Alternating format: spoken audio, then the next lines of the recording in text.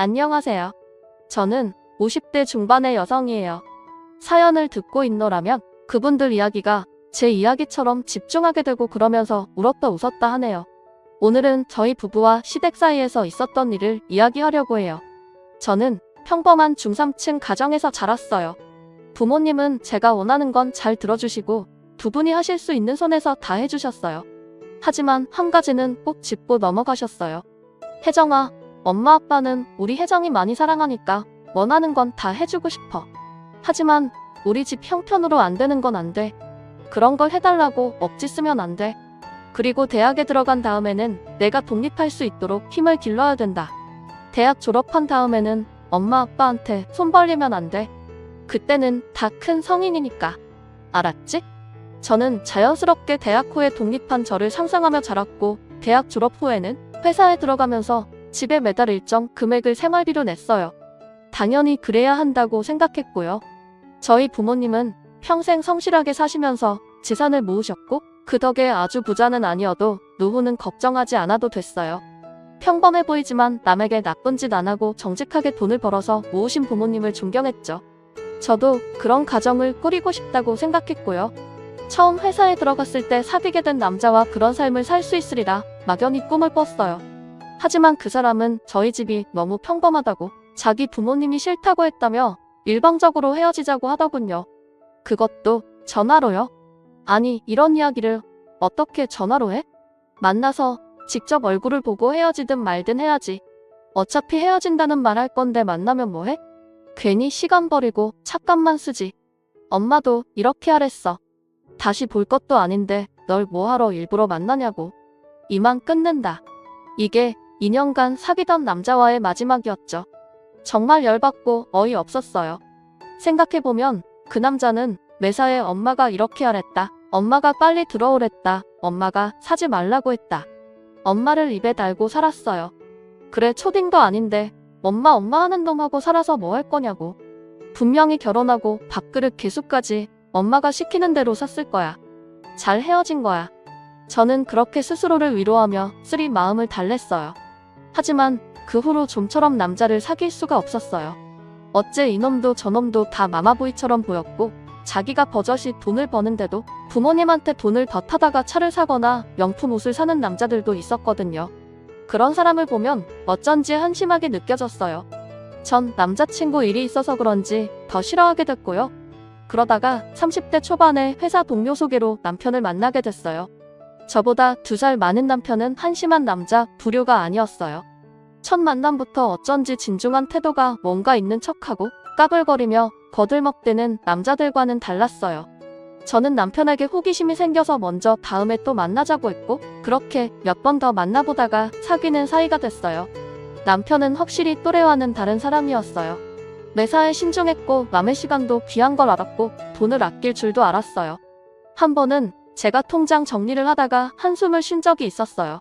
아, 진짜 맨날 아껴 쓴다고 하는데도 어디로 돈이 새는지 정말 모르겠네. 왜 이것밖에 안 남지? 정기적으로 나가는 게 뭔지 그것보다 정리해. 생활비 통장하고 적금 통장 말고도 용돈 통장도 따로 만들어두면 내가 언제 돈을 많이 뺏었는지 알기 편해. 듣고 보니 그러네. 내가 월급에서 생활비만 부모님한테 드리면 다 끝난 줄 알았는데 그게 아니었어. 내가 쓰는 돈은 별로 신경을 안 썼구나. 그렇게 저는 제 돈 관리에 문제가 있다는 걸 알게 됐고, 그 일로 남편에 대한 믿음이 더 커졌어요. 이 사람하고는 결혼해도 괜찮겠다는 마음이 들었죠. 자기가 버는 것보다 더 많이 쓰면서도 명품만 찾는 남자들도 많은데, 남편은 꼭 부모님을 보는 것처럼 성실하고 바른 사람이었거든요. 그래서 저는 그 다음에 만날 때 제가 반지를 준비해서 프로포즈를 했어요. 박연식 씨, 저하고 결혼해요. 내가 나랑 살기로 한 거 후회 안 하게 해줄게. 아니, 그런 걸 먼저 해버리면 어떡해. 난 언제 프로포즈를 해야 할지 타이밍만 보고 있었는데 이렇게 훅 들어오는 게 어딨어? 그래서 안 할 거야? 그럴 리가 있어. 나처럼 재미없는 사람 좋다고 받아주는 여자를 내가 또 어디서 만난다고. 그건 다른 여자들이 남자 보는 눈이 없어서 그래. 윤식 씨 충분히 재밌고 좋은 사람이야. 그렇게 결혼을 결정한 저는 남편의 집안이 경제적으로 어떤지 아무것도 몰랐어요. 오로지 남편이라는 사람 하나만 보고 결심한 거니까요. 언뜻 남편이 막내이고 위로 형하고 누나가 있다는 말만 들었어요. 또 아버지가 좀 엄한 편이라는 게 제가 아는 전부였어요. 그러다 양가에 저희가 결혼한다는 소식을 알리고 결혼 준비를 시작하면서 처음 시댁에 인사를 가게 됐죠. 당시에는 드문 경비원이 딸리고 정원이 넓은 고급 빌라였어요. 겉에서 척 봐도 꽤나 의리의리해서 속으로 놀랐던 기억이 있네요. 남편은 한 번도 자기 집이 크다, 잘 산다 그런 말을 한 적이 없었거든요. 시부모님은 첫인상이 조용하고 인자했지만 어딘가 쉽게 범접할 수 없는 느낌을 갖고 있었어요. 그날 식사를 마치고 시어머니가 내주시는 과일을 제가 받아서 시아버지 앞에 놓아드리는데 시아버지가 이렇게 말씀하셨어요. 너희 신혼집은 어떻게 할 생각이냐? 그건 제가 알아보고 있어야 아버지. 알지? 나는 네 형하고 누나 결혼할 때도 집 사는데 한 푼도 안 보태줬다. 그래서 곧 들어올 새 애기도 알아두라는 뜻에서 말하는 거야. 신혼집은 니들 능력되는 선에서 알아서 하는 거다. 내 말 알겠지? 물론이죠, 아버님. 저희 둘 다 성인이잖아요. 저희가 살 집인데 당연히 저희가 감당할 수 있는 선에서 해야죠. 저희 둘만의 힘으로요. 어떻게 되든 윤식 씨하고 잘해볼게요. 저의 말에 시부모님은 의외라는 듯 눈이 휘둥그레지더니 이내 저를 보며 미소를 지었어요. 네 말이 맞다. 지금은 그 마음으로 젊은 시절은 할 수 있는 데까지 헤쳐나가 보는 거다. 라며 시아버지는 웃으며 저를 바라보셨어요. 애초에 저는 부모님께 손 벌리면서 무리하게 험수를 할 생각도 없었기 때문에 당연하다고 생각했는데 시부모님이 그런 저를 좋게 보시는 것 같아서 저도 기분이 좋더라고요. 시어머니는 그래도 뭔데 마음에 걸리셨는지 제가 집을 나설 때 살짝 이렇게 말씀하시더라고요. 우리가 한 말 서운하게 생각하지 마라. 이게 다 너의 앞날에 더 도움이 되라고 믿기 때문에 결정한 거야.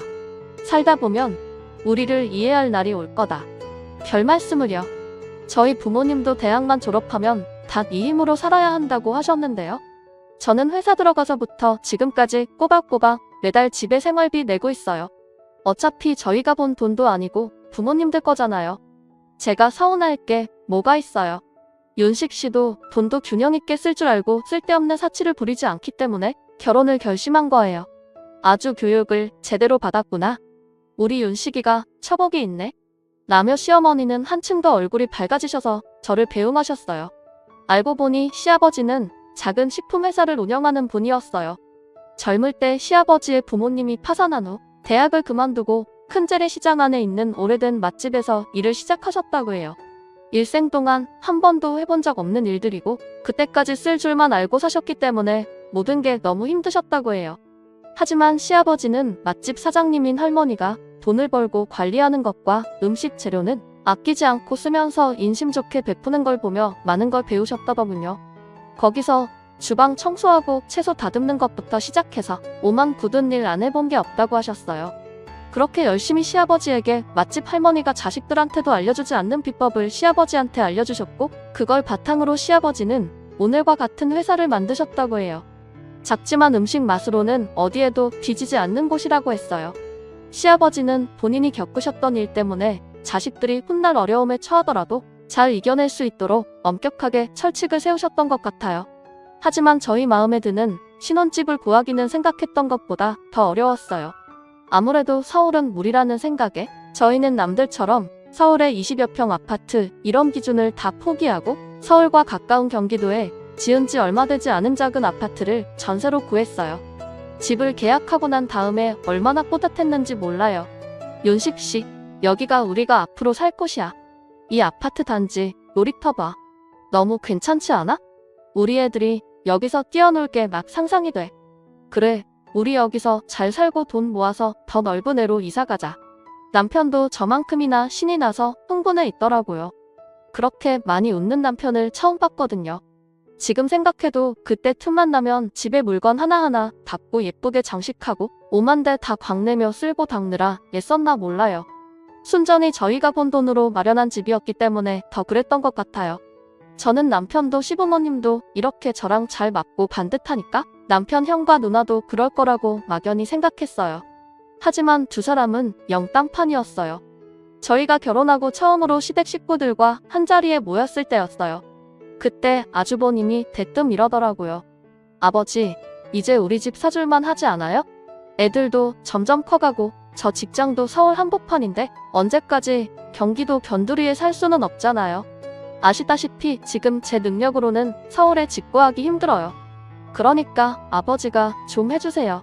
난 그럴 생각이 없다. 니네 집 사줘야겠다고 생각한 적 한 번도 없다고. 너 나한테만 아껴놨냐? 아주 내놓으라는 식으로 말하는구나. 제가 자식인데 이 정도 말도 못해요. 그리고 아버지 손주들 좋은 학교 보내야죠. 둘 다 사립초등학교 보내야 하는데 아버지가 이렇게 비협조적을 하시면 어떡해요? 내가 손주들 교육까지 책임져야 되는 거냐? 난 아무 상관 안 할 테니까 니네 알아서 해.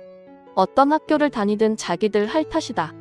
그러자 형님이 불만 가득한 표정으로 아버님, 솔직히 저희 지금 사는 집도 친정에서 돈 보태줘서 한 건데 이제는 좀 도와주세요. 솔직히 이 사람 결혼할 때도 집도 안 사준다고 하셔서 다들 결혼하지 말라고 했어요. 그런 시댁이 어딨냐고요. 저 친정 부모님 볼낯이 없어요. 제가 이 사람하고 살면서 아무 덕본 것도 없고 이게 뭐예요? 결혼을 누구 덕보라고 했냐? 난 그런 생각하는 며느리는 싫다. 시아버지가 강하게 나오자 아주버님은 아주 욱하다군요. 아니 그럼 지금 저보고 이혼이라도 하라는 거예요. 어떻게 자식한테 그런 말을 하세요? 그만큼 내 뜻은 변하지 않는다는 말이야. 니들 능력에 맞게 살아야지. 애들 교육을 처음부터 무리하게 하다 보면 나중에 빚만 드는 건 당연한 거 아니냐? 시어머니는 아무 말도 안 하고 계셨지만 표정으로 시아주버님과 형님 편을 들지 않는다는 걸 보여주셨어요. 두 사람은 불만이 가득한 얼굴로 앉아있다가 밥만 먹고는 쌩 안이 가버렸어요. 저는 내심 그래도 손주들 교육도 있고 아들이 출근하기 힘드니 좀 도와주시지 않을까 했는데 전혀 아니었어요. 그건 시누이한테도 마찬가지였고요. 시누이도 결혼할 때 자기가 모은 돈만큼만 혼수를 해서 가져갔다고 해요.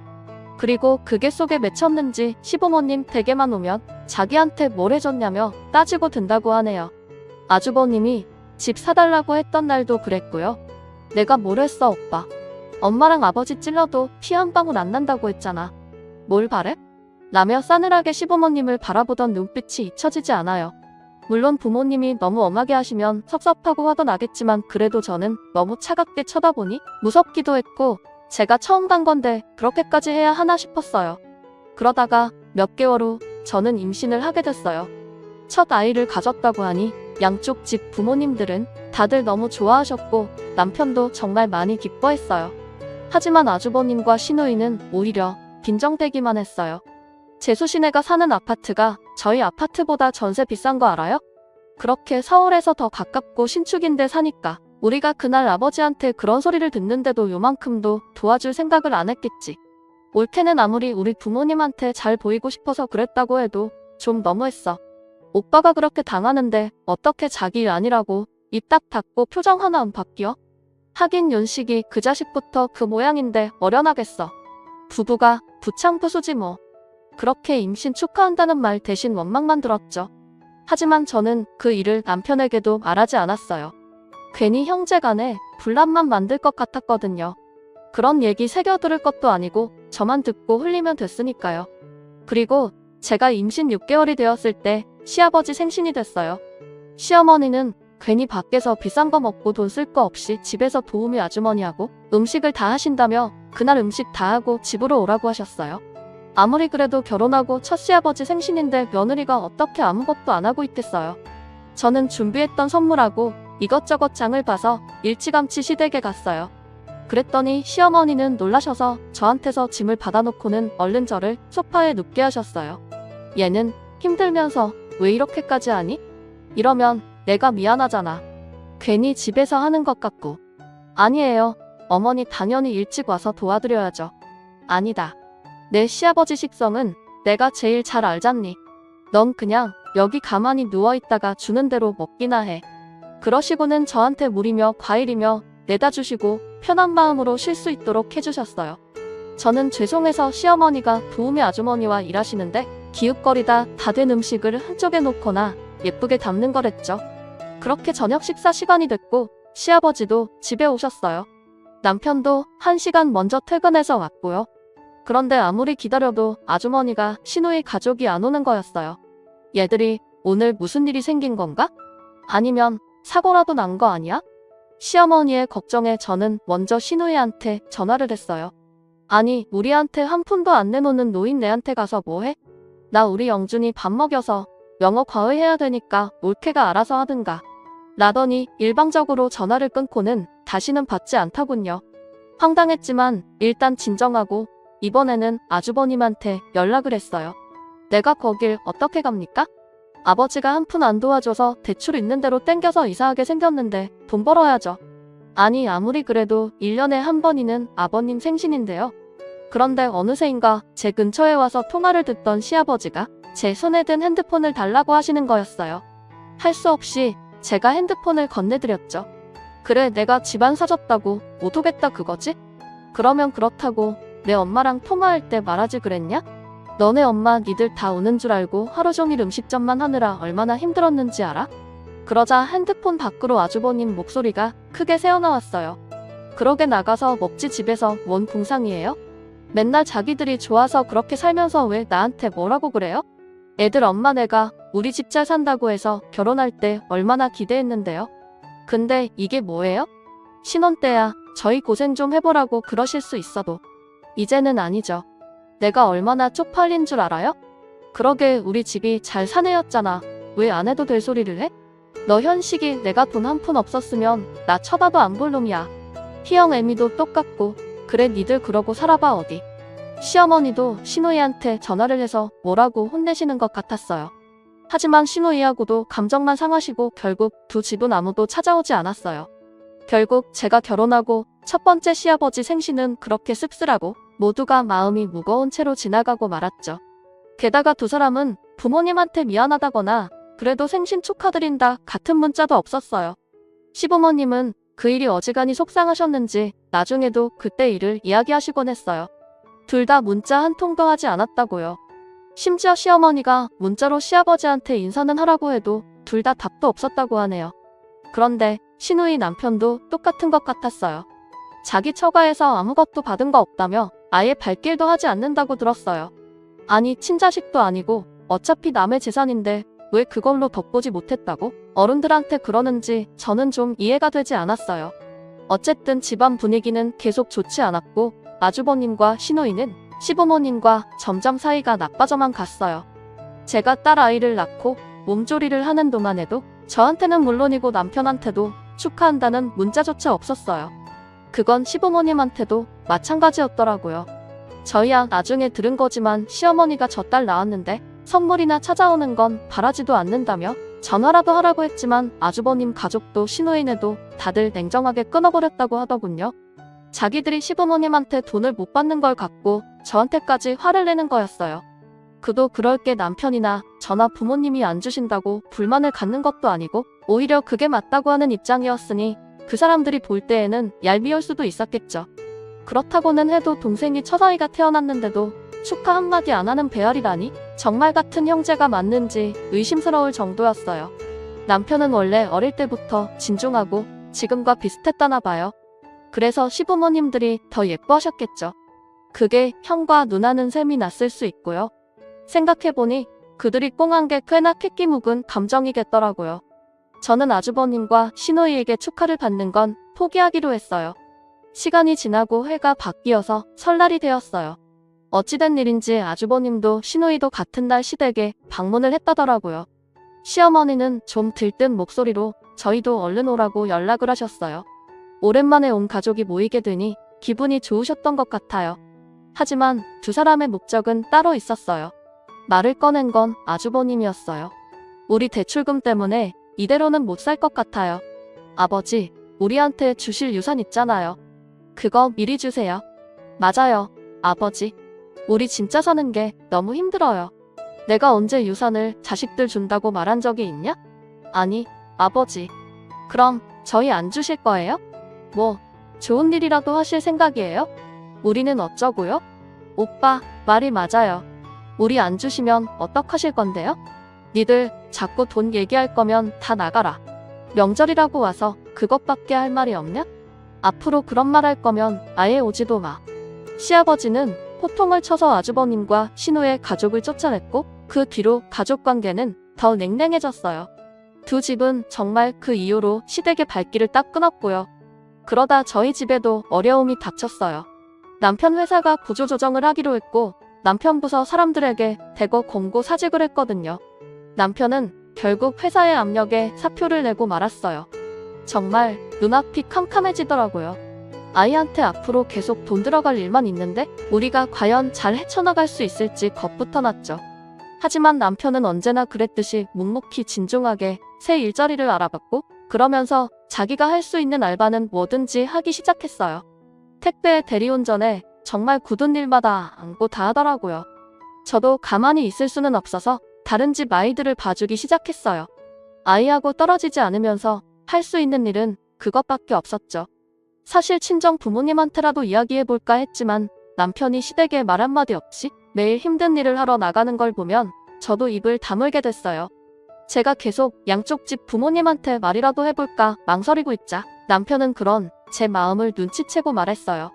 우리 결혼할 때도 우리 입만으로 다 해냈잖아. 이번에도 그럴 수 있어. 나 믿고 기다려줘. 알아? 당신 믿지? 왜 안 믿어? 당신이 너무 힘들어 보이니까 마음이 흔들리긴 해. 그러니까 건강 잘 챙겨야 돼. 당신 쓰러지면 끝이야. 걱정 마. 나는 슈퍼맨이라니까. 남편은 평소 하지도 않던 농담까지 하며 제 기분을 풀어주려고 했고 저도 그 마음이 느껴져서 같이 웃고 말았어요. 남편은 밖에서 아무리 힘들어도 집에 와서 화내는 법이 없었고 그 힘든 시간에도 늘 전처럼 한결같았어요. 그런 남편이 저는 너무 믿음직스러웠죠. 저희가 서로를 위하고 힘주면서 지내는 때에 어디서 들었는지 아주버님이 남편이 공고사직을 했다는 말을 듣고 연락을 해왔어요. 그런데 어떤 위로도 없이 빈정거리는 말뿐이었어요. 윤식이 너 아버지 흉내내고 고든 척하더니 회사 쫄딱 망해서 쫓겨났다며? 너 그런 힘든 일을 해도 아버지 안 도와주시지? 그러게 왜 우리 편 안 들고 고고한 척해서 그런 꼴을 당하냐? 정신 차려, 임마. 할 말 다 했으면 끊어. 난 형한테 할 말 없어. 라며 남편은 아예 상대도 하지 않고 전화를 끊어버렸어요. 신이는 예전이나 다름없이 전화 한 통 없었고요. 그러던 어느 날 제 몸에 이상이 느껴졌어요. 자꾸 피곤하고 목 임파선 부위가 붓는 것 같고 그렇더라고요. 밖에서 힘들게 고생하는 남편 걱정할까봐 몰래 혼자 병원에 갔죠. 그랬더니 의사는 너무 뜻밖의 말을 하더라고요. 갑상선 종양이 있는데 선종일 가능성이 커요. 그래도 수술을 해서 조직 검사를 해보는 게 가장 좋습니다. 가능하면 빨리 수술 날짜 잡으시죠. 엎치네 덮친다고 왜 이럴 때 몸에 이상이 생긴 건지 그것도 왜 종양이 있는 건지 저는 괜히 모든 게 다 원망스럽더라고요. 혼자 감당하기에는 너무나 큰 문제였고 누구한테라도 위로를 받고 싶었어요. 그래서 결국 남편한테 털어놓고 말았죠. 너무 미안해. 내가 일만 하다 보니까 당신 아픈 것도 모르고 내가 회사만 안 잘렸어도 당신이 스트레스 안 받고 아프지도 않았을 텐데 정말 미안해. 아니야. 그런다고 다 아픈가? 아니잖아. 내가 당신 보고는 건강하라고 해놓고 내 건강은 못 챙겼어. 당신이 혼자서 처자식 먹여 살리겠다고 얼마나 노력하는지 다 알아. 나 진짜 괜찮아. 일단 수술 빨리 하고 조직 검사 해보면 된대. 그리고 수술날 남편과 함께 병원에 갔죠. 아이는 잠깐 친정 엄마한테 와달라고 해서 봐주기로 하셨고요. 그렇게 떨렸는데도 남편이 옆에 있으니까 마음이 편해지더라고요. 시부모님들도 굉장히 걱정해 주셨고 수술 받고 하루 입원했는데도 두 분이 다 오셔서 위로해 주셨어요. 저는 수술 경과는 아주 좋았고 조직 검사 결과를 보기 위해 한 달 뒤에 병원에 다시 오라는 말을 들었어요. 그 무렵 시댁에서 증조부님 제사가 있었어요. 아무리 서로 안 보고 사는 아주버님과 시누이지만 전에는 제삿날에는 왔기에 이번에도 그럴 거라고 생각했어요. 시어머니는 제가 아예 부엌 근처에 얼씬도 못하게 하시고 도우미 아주머니와 둘이서 그 많은 음식을 다 하셨어요. 그런데 제사 시간이 가까이 다가오는데 아무도 오지 않더라고요. 저는 결국 전화도 잘하지 않던 형님한테 연락을 했어요. 그런데 제 전화를 받자마자 끊더니 그 다음부터는 핸드폰이 꺼져 있다는 말만 나오는 거였어요. 저는 어쩔 수 없이 아주버님한테 연락을 했어요. 아주버님은 한참이나 신호가 간 다음에야 전화를 받더니 대뜸 이러더군요. 재수씨 전화를 안 받으면 안 오나 보다 해야지 왜 이렇게 눈치도 없어요. 아주버님, 오늘 증조부님 제사인데 혹시 잊으셨어요? 저 회사에서 일하는 사람이에요. 현식이처럼 잘려서 막노동이나 하는 한가한 사람 아니라고요. 우리 집사람도 애들 보랴 문화활동하랴 바쁘다고요. 재수씨는 어디 나가지도 않잖아요. 그냥 재수씨가 옆에서 엄마 도와주세요. 듣자 하니 뭐 어디 아프다고 잘하던 놀이방도 내팽겨쳤다면서요. 아니 안 오시면 안 오신다고 하면 되지 왜 제가 아픈 것까지 걸고 넘어지세요. 아프긴 뭐 아파요. 선종이라며요. 우리도 다 들었어요. 뭐 요즘 좀 어렵죠. 그런데 수술까지 했으니 돈이 엄청 쪼들리시겠네. 우리도 많이는 못 보내고 한 3만 원 보낼 테니까 윤식이랑 둘이서 알아서 부모님이랑 제사 지내요. 아니 아주버님 그걸 지금 말이라고 하세요? 누가 3만 원 받자고 와서 제사를 드립니까? 너무 화가 나서 저도 모르게 소리를 버럭 질렀어요. 아픈데다가 약 때문에 호르몬 문제도 있어 예민해진 상태라 평소에는 잘 넘어가던 일도 화를 내게 됐거든요. 그 말에 시부모님은 저한테 고개를 돌리셨고 대충 상황을 눈치채신 시아버지는 전화를 그냥 끊으라고 하셨어요. 시어머니는 고개를 절레절레 흔들며 부엌으로 도로 들어가셨고요. 저는 얼른 부엌에 따라 들어갔죠. 미안하다. 우리가 턱이 없어서 너희한테까지 이런 불편을 끼치는구나. 그런 게 어딨어요, 어머니? 저 괜찮아요. 그리고 많이 아픈 것도 아니니까 이 정도는 할 수 있어요. 시아버지는 그 이후 계속 아무 말씀이 없으셨어요. 저희는 가라앉은 분위기 속에서 제사를 지냈고 조용히 밥을 먹은 후 남편과 제가 뒷정리를 했어요. 시누이는 그때까지 전화도 안 받고 연락도 없었고요. 저희가 정리를 다 마치고 집에 가려는데 시아버지가 스피커폰으로 시누이한테 전화를 하더군요. 밤 12시가 넘어 전화를 하니 그제야 시누이는 전화를 받았어요. 아 진짜 왜 다 잘 시간에 전화를 해요. 너 2번 다시 내 앞에 나타나지 마. 내가 당장 죽어도 장례식장에도 오지 마. 나 회사 망해서 내 앞에 남은 거 하나 없으니까 절대 발걸음하지 마. 이 나쁜 놈들. 시아버지는 울분에 차서 마지막 말씀을 하시고는 전화를 끊으셨어요. 듣자 하니 시누이는 대학 때 미대를 다녀서 돈을 엄청 많이 썼다고 해요. 시부모님은 대학원까지 자식들이 부족함 없이 다니도록 용돈부터 모든 걸 다 챙겨주셨다는 거예요. 저는 시아버지가 대학 때부터 아예 돈을 안 주신 줄 알았는데 그것도 아니더라고요. 시누이는 원래 끈기가 없어서 이거 한다고 했다가 금방 다른 거 하고 또 관심이 시들면 다른 걸로 옮겨갔대요. 그 모든 걸 묵묵히 다 뒷받침해 주신 게 시부모님들이고요. 시누이는 안 해본 클래식 악기가 없고 심지어 무용까지 배웠다고 해요. 그런데도 결혼하고 애까지 낳아서 돈 안 준다고 저렇게 막 나가니? 시부모님들도 얼마나 옥정에 무너지실지 정말 상상도 안 됐어요. 그리고 며칠 후에 시아버지께서 갑자기 저희 집에 오셨어요. 시아버지는 딸 아이를 꼭 품에 안으시고는 말씀하셨어요. 내가 고생이 많다.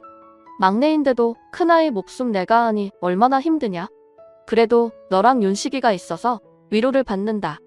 저 하나도 안 힘들어요. 그리고 제 병도 별일 없을 거예요, 아버님. 윤식이 회사 그만둔 거라도 빨리 말하지 그랬냐?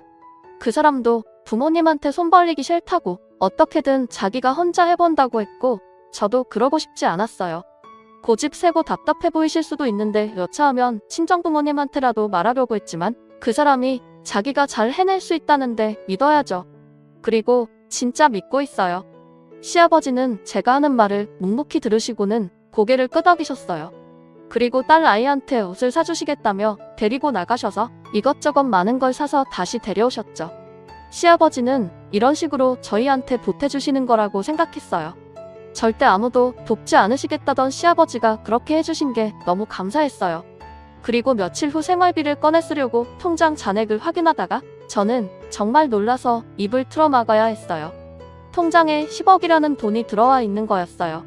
너무 놀라서 확인해보니 보낸 사람이 시아버지더라고요.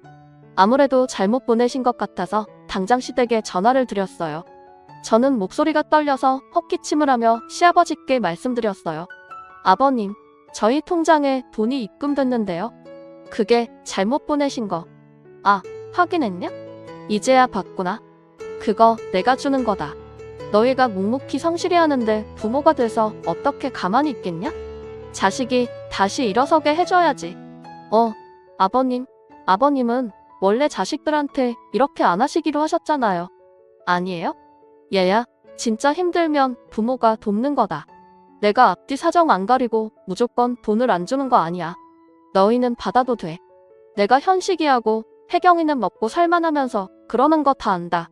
그렇게 저희는 시댁의 도움을 받게 됐어요.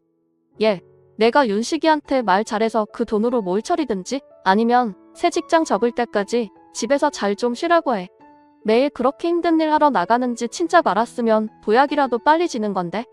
맞다, 보약 말이다. 내일이면 도착할 거야. 네, 거랑 같이 지었어. 둘 다 끝까지 잘 먹고 건강해야 된다. 나는 시어머니 말씀에 저는 눈물이 왈칵 쏟아졌어요.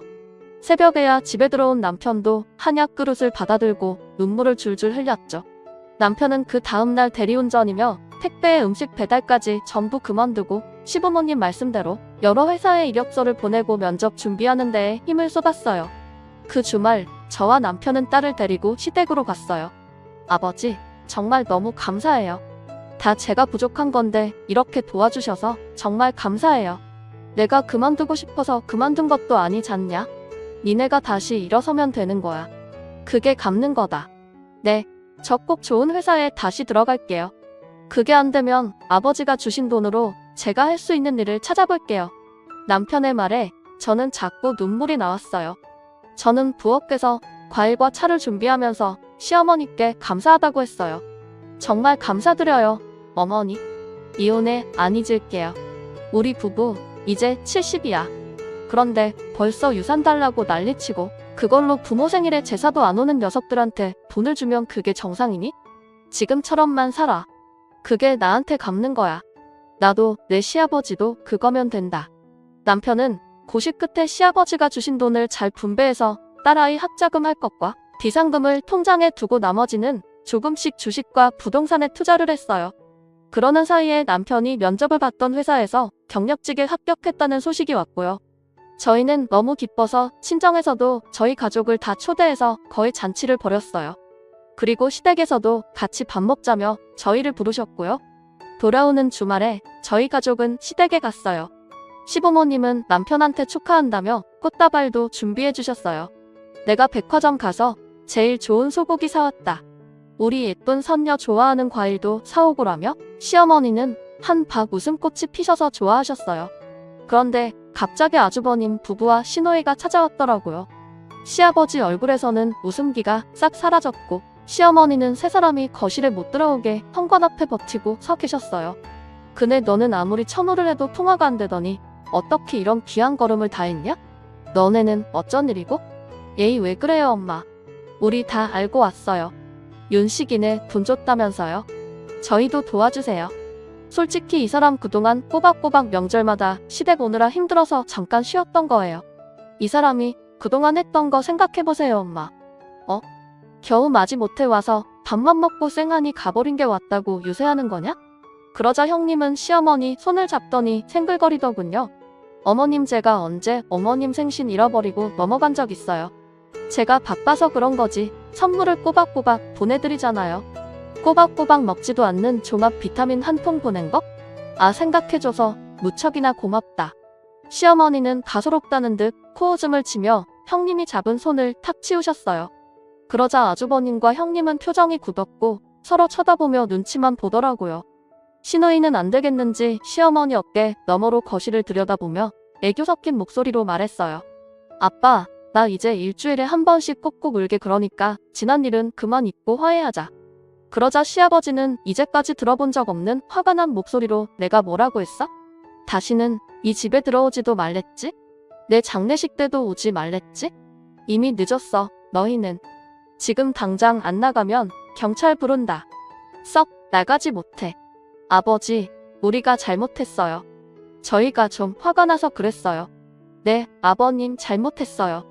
다시는 안 그럴게요. 엄마 아빠, 나 혜경이야. 엄마 아빠 딸 혜경이. 잘못했어. 한 번만 봐줘. 그렇게 세 사람이 현관에 무릎 꿇고 싹싹 빌었지만 시부모님의 의지는 확고했어요. 결국 세 사람은 돌아가야만 했죠. 하지만 그 이후로는 세 사람이 돌아가면서 저한테 전화를 해대더군요.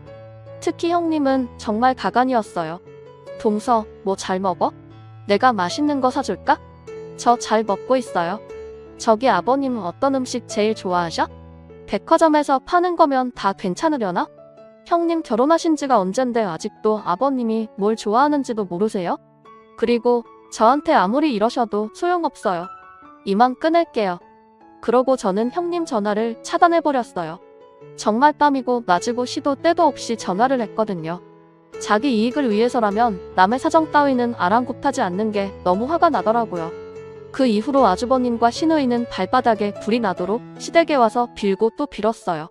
시어머니는 자기 아들 딸이지만 저러는 걸 보니 쌤통이다 싶어서 속이 다 후련하다고 하시더라고요. 부모님 재산이 하늘에서 그냥 뚝 떨어진 것도 아닌데 무조건 내놓으라고만 하니 시부모님도 속이 상하셨던 것 같아요. 아무튼 그때 된통 혼이 난 아주버님과 시누이는 그 이후로 시부모님께 꼼짝 못하게 되었고 시아버지가 돌아가셨을 때도 요원에 따라서 많은 걸 받지는 못했어요. 그것 때문에 소송을 한 해 만에 두 사람이 시끄럽게 굴었지만 시어머니가 아주 비싼 변호사를 써서 다 막아내셨죠. 그때 이후 남편은 지금까지 회사 잘 다니고 있답니다. 저도 그때 수술한 종양이 다행히 악성은 아니었지만 추적이 필요하다고 해서 계속 정기적으로 검진받고 있고요. 저희는 그 뒤 딸을 또 낳았고 지금은 내 식구가 단란하고 즐겁게 잘 살고 있어요. 시어머니도 아직 건강히 잘 지내고 계시고요. 딸아이들이 할머니를 얼마나 좋아하는지 셋이서 정말 질투날 정도로 사이가 좋다니까요. 제 이야기는 여기까지예요. 긴 이야기 들어주신 분들 다들 행복하시고 특히 건강하시길 바랄게요. 건강이 정말 최고예요. 감사합니다. 오늘도 좋은 일 가득하세요.